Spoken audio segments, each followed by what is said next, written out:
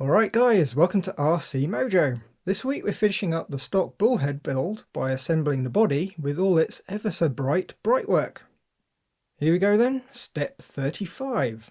Unfortunately, it looks like I didn't hit the record button when I was gathering the plastic parts, so here we are with them already laid out.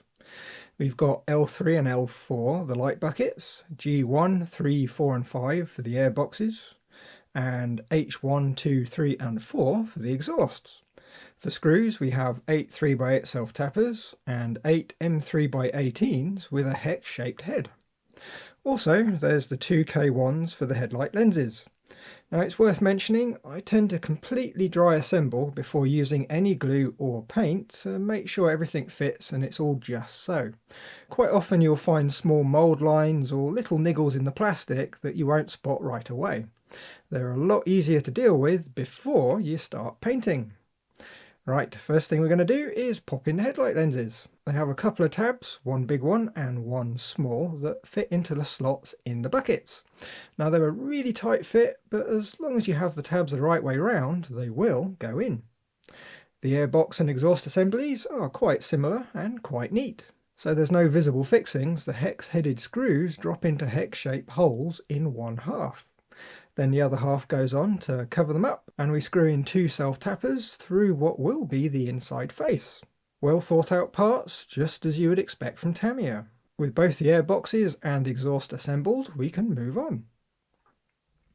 Step 38, windows and headlights. We need 4 M3x10s, 4 3x8 self-tappers and 4 M3 flange nuts. For plastic there's the headlight assemblies and a very dark brown window. And of course we're going to need the body, which does fill the frame up a little bit, so I think it's time for a new camera angle. Right, headlights first.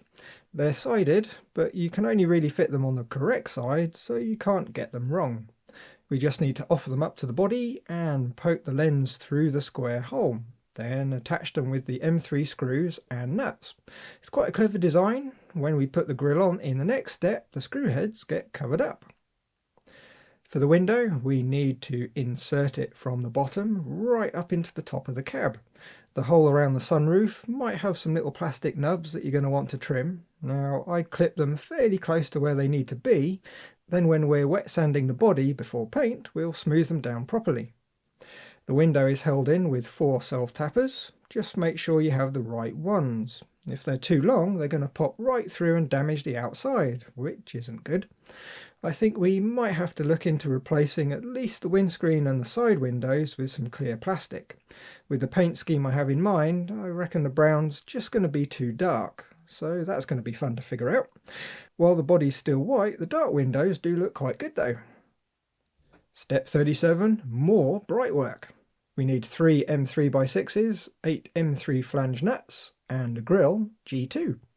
Otherwise, of course, there's the body, the air boxes, and exhausts. The exhausts pop in behind the side windows. The screw thread on the screws with the hex heads goes through the holes, so we can spin on a couple of nuts on the inside. It's all very neat, making it so there's no visible fixings from the outside. Access on the inside isn't great, so once the nuts are spun on as far as they'll go, you can nip them up with the spanner that Tamiya include. The air boxes fit in the same way, but access is a little bit easier, so we can nip them up with a cross wrench. The grille goes on next, which could be a little bit easier to install. The bottom centre screw is easy enough. For now, we'll just leave it slightly loose, just so it's roughly holding the grille in position. Now we need to install the top 2 screws, which are very close to the corners of the body. A nice long screwdriver does help, but getting straight on the screw head can be a bit tricky. I think a driver with a nice long shaft and a stubby handle would work well, but that's a bit of an odd combination.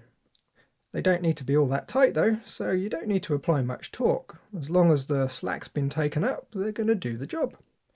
Step 38, the fuel tanks. Now this is a bit of a non-step really, very quick to do.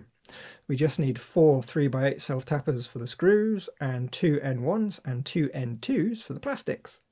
To assemble, all we do is offer an N1 up to an N2 and screw in 2 screws to attach the 2 halves. Repeat and you should have a pair of tanks ready to fit. Step 39, the roll bar. For screws we need 2 more 3x8 self-tappers, L1 the roll bar, J1 and J2 the supports, and a pair of J4s the clamps. All we need to do is offer up a support to the gap near the top of the roll bar, pop in a clamp on the other side and screw in a screw. They don't need to be super tight, just do them up tight enough that the supports are stiff to turn on the roll bar. There's not a vast amount of screw thread in the plastic, so it would be really easy to overdo it and strip out the threads. Install both supports and that's the roll bar ready to fit. Step 40, attaching the roll bar and fuel tanks. Now this one is a bit of a faff, as we'll soon see. Access to the screws isn't brilliant. For screws then, we're going to need 8 more 3x8 self-tappers and 2 M4 flange nuts. For the plastic, we need all the bits we've put together and 2 L2 spacers.